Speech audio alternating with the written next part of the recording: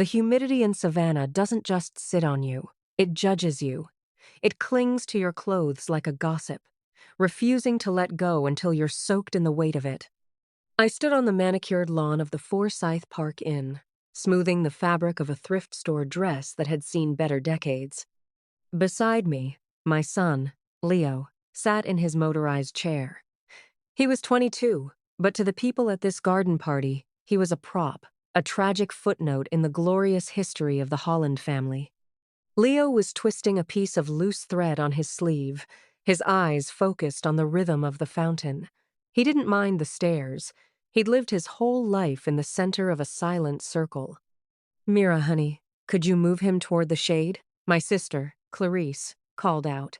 She was holding a crystal flute of mimosa like it was a scepter. "He's blocking the view of the floral arch for the photographers." I didn't flinch.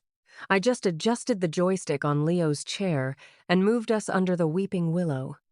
Today was the Legacy Gala, a high society event celebrating the Holland family's 3 generations of political and military service in Georgia. My father, a retired senator, was the sun. Clarice, a state representative, was the moon. And I was the dark matter, the stuff that held the universe together but was never actually seen.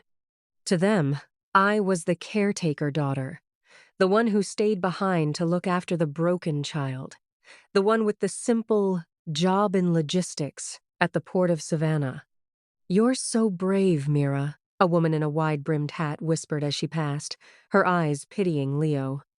"I don't know how you handle such difficulty every day." I smiled politely. It's the smile I've worn for 20 years. It's the same smile I wear when I'm staring at a satellite uplink in a windowless room at 3 a.m., rerouting global supply chains to bypass blockades that the public doesn't even know exist. In the South, lineage is a currency. If you aren't spending it, people assume you're bankrupt. My father stood at the podium, his voice booming with the practiced resonance of a man who had never been told no. He spoke of the Holland name. He spoke of Clarice's upcoming run for Congress. He even spoke of his grandchildren at West Point. But when his eyes swept over me and Leo, they didn't stop. They skipped, like a stone on water. "And we are so grateful for the family members who support us from home," he added, a vague gesture toward our corner. "The quiet ones who keep the fires burning." Beside me, Leo's hand spasmed, a common occurrence when he was overstimulated. I reached down and gently pressed his palm against his leg, a grounding technique we'd used since he was 5. "It's okay, Leo," I whispered. "They're looking at the frame. They don't see the picture." Leo looked at me, his eyes bright and sharp. He knew more about the world than anyone in that garden. He was the one who helped me debug the encryption scripts for the maritime defense protocols. He was the one who noticed the pattern shifts in the South China Sea traffic 3 weeks before the Pentagon did. But to the Hollands, Leo was a liability, and I was his enabler. A black government SUV pulled up to the curb of the park. In Savannah, these vehicles are common, but this one carried the 01 plates of the Department of Homeland Security. The man who stepped out wasn't wearing a uniform. He was wearing a suit that cost more than my car. And he had the eyes of a man who had forgotten how to blink. He looked at the crowd, ignored the senator's waving hand, and walked straight toward the willow tree. The music from the string quartet seemed to falter as the man approached. Clarice stepped into his path, her campaign smile engaged. "Derek Larson, we weren't expecting you until the evening reception," she said, extending a hand. Larson didn't take it. He didn't even look at her. "I'm not here for the reception, Representative. I'm here for the Holland, who actually runs this coast." He stepped past her and stopped in front of me. He didn't offer a polite nod. He snapped to attention and delivered a crisp, formal salute. "Director Holland," he said, his voice carrying across the silent lawn. "The Suez bypass has been compromised. The Secretary needs the Archangel protocols. Now." The silence that followed was so thick you could hear the moss dripping from the trees. Clarice's glass slipped. It didn't break on the grass, but the wine stained her shoes. "Director?" she stammered. "Mira is. She works at the port. She's a clerk. Larson turned his head just an inch. Your sister is the Director of Global Maritime Intelligence. Her rank is Vice Admiral, and as so, she outranks everyone in this park, including your father. I didn't feel triumphant. I felt a cold, familiar clarity. I looked at Leo. He was smiling, a real, crooked, beautiful smile. Leo, get the tablet, I said. My son reached into the bag on the side of his chair and pulled out a device that looked like a standard iPad, but was encased in lead-lined titanium. His fingers, which Clarice had once called useless, flew across the screen with a speed that made Larson's eyes widen. Leo is my lead systems analyst, I told the stunned crowd. He doesn't need to stand to see the map. We didn't stay for the toasts. As Larson escorted us to the SUV, my father tried to speak. He looked like he had just realized the simple daughter he had ignored for 20 years was the one who had been keeping his own political secrets safe from foreign hack teams. Mira, I didn't know, he whispered. That's because you never asked, I replied, not with anger, but with the finality of a closing door. For years, the South had taught me that to be different was to be less. They thought my silence was a sign of a broken spirit. They thought Leo's chair was a cage, but silence isn't a lack of sound. It's a focused frequency. 3 days later, I sat in my office at the Pentagon's Southern Command. The plaque on the door simply read, Monsieur Paland.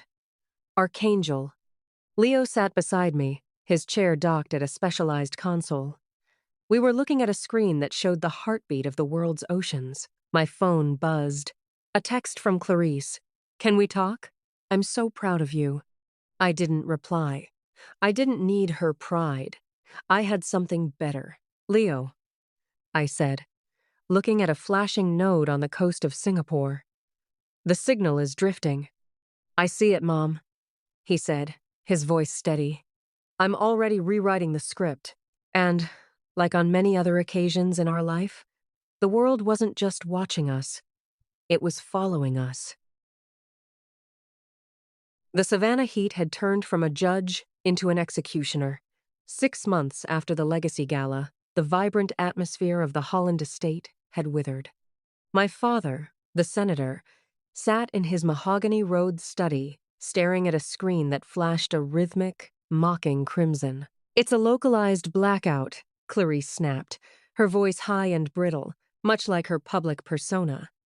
A glitch in the municipal grid. It's not a glitch, Clarice, my father whispered, his face aged by a decade. Our offshore holdings, the family trust, the campaign servers, they're being bled dry in real time. It's a surgical strike. In the South, when a name loses its money, it loses its soul.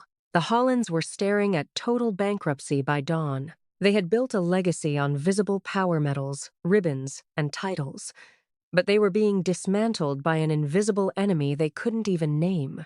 I pushed Leo's chair into the room.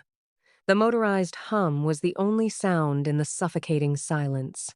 For 20 years, they had looked through me at dinner, toast after toast dedicated to real service, while I sat in the shadows. You should leave, Mira, Clarice said, not looking up from her dead phone. This is a security matter. We need experts, not some military action. The experts you called are currently trying to reboot their computers because their logins were deactivated 5 minutes ago, I said calmly. Leo tapped a command on his lead-lined tablet. The background of his tablet flickered and turned a steady, cool blue, the signature of a secure, encrypted override. Mira, what is this? Father asked, finally looking at me with the same confusion every young officer had shown walking into her office on the naval base. This is the simple logistics you thought I handled at the port, I replied. This morning we saw that your entire company was hit by a foreign computer hack, a kind of metric wedge. It's designed to erase the financial footprint of targeted companies or political legacies. If we don't shut your entire computer network down in the next 12 minutes, the Holland name becomes a historical footnote. I didn't wait for permission. In our world, the truth doesn't ask for leave to arrive. Leo, initiate Echo Protocol, I commanded. My son's fingers moved with a precision that silenced the room. To the family, Leo's spasming hands were a sign of weakness. To me, they were the tools of a master architect who saw the map before the moves were even made. He's coding, Clarice whispered, her jaw dropping. He's counter-infiltrating, I corrected. He's rewriting the narrative suppression scripts that are currently eating your bank accounts. For the next 10 minutes, the study became a tactical command center. My father and sister stood in the corner, reduced to spectators in their own home. They watched as I dictated coordinates, and Leo executed Archangel protocols that outranked the very systems they thought protected them. The crimson flashing on the screens stopped. A single green line scrolled across the monitor. Asset recovery complete. Perimeter sealed. The silence that followed wasn't the dismissive quiet of a family dinner. It was the reverent stillness of a battlefield after the smoke clears. Father stepped forward. He didn't look at me as a daughter to be pitied, but as the Vice Admiral he finally recognized. "You saved us," he said, his voice level. "Everything we built. You're the only reason it's still standing." "I didn't do it for the name," I said, adjusting the strap on my coat.